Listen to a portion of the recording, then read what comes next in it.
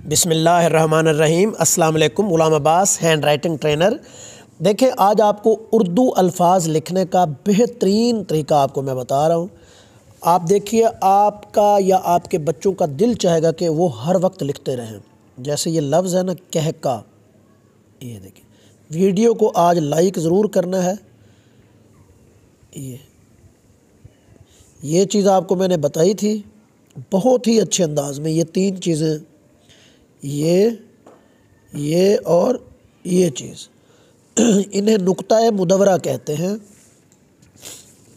ये सिर्फ़ मेरे चैनल पे जो नए लोग आते हैं ना, उनके लिए मैं लिख रहा हूँ। ये चीज़ नुक्ता मुदव्वरा समझा रहा हूँ। ये देखिए, पहली किस्म, दूसरी किस्म और ये तीसरी। पहली को इस्तेमाल कर रहा हूँ, जैसे हम बी लिखते हैं या काफ छोटी है की लिखते हैं, देखिए ये चीज़ इस्तेमाल होगी।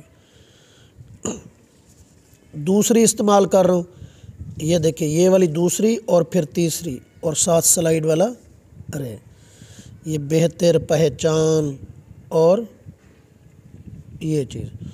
अब लफ्ज़ है कहका, ये काफ और ये दूसरा नुक्ता मुदव्वरा, फिर यहाँ से काफ, फिर नुक्ता मुदव्वरा और यहाँ से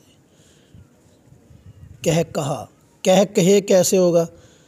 बिल्कुल सेम यही चीज़। ये देख, इसको चाहे जितना भी आप करते जाइए, ये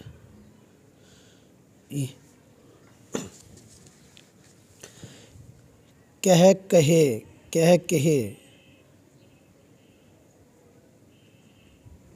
ये देखें जी, ये हो गया कह कहे। दिखने में मुश्किल लफ्ज़ है, लेकिन अगर इस तरीके से आप लिखेंगे तो बहुत ही आसान आपको नज़र आएगा। ये कह कहूँ,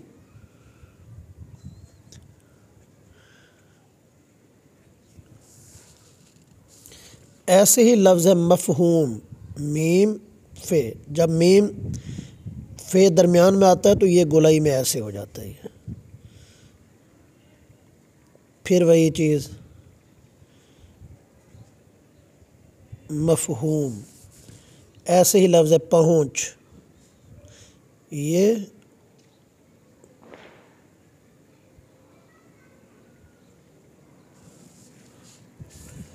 अब देखिए, एक लफ्ज़ काफ़ी लोग मुझे कहते हैं कि ये लिख के दिखाएं, ख़ातमुन नबिय्यीन। ये जीम अलिफ जा या खे अलिफ खा जैसे हम लिखते हैं, और उसमें भी यही नुक्ता मुदव्वरा आता है, ये ख़ातम। अब देखिए, ये वाला आया स्ट्रोक, ये छोटा बे, ये देखें,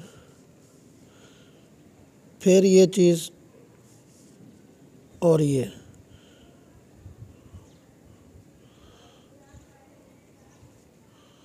ख़ातमुन नबिय्यीन।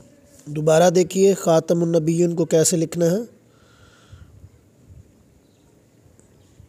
अलिफ यहाँ से ये, फिर दोबारा ही ऐसे ही लिखूँगा ये, और यहाँ से यीन, ख़ातमुन नबिय्यीन। अब देखिए, लफ्ज़ है शहनशाह।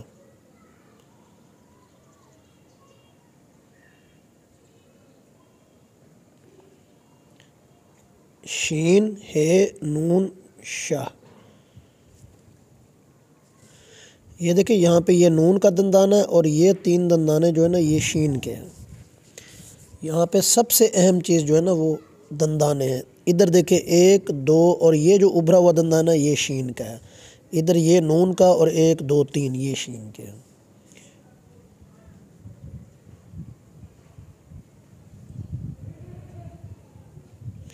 शहनशाह या शहनशाहूँ। अब ये जो आप लिखते हैं ये वाला, इसको आप ऐसे कर देते हैं। ऐसे नहीं करना, ये हल्की सी मद बना के ना, इसको आपने ऐसे बनाना। अब देखिए, लफ्ज़ तफसील, यहाँ से ऐसे, और यहाँ स्वाद, और ये। अब देखिए, बार बार मून की शक्ल आ रही है। ये मून की शक्ल आप ऐसे बनाएंगे, क्लॉक वाइज भी और एंटी क्लॉक वाइज भी। देखिए, एंटी क्लॉक वाइज जब मैं लिखता हूँ सुलह, तो ये देखें, इसमें एंटी क्लॉक वाइज आती।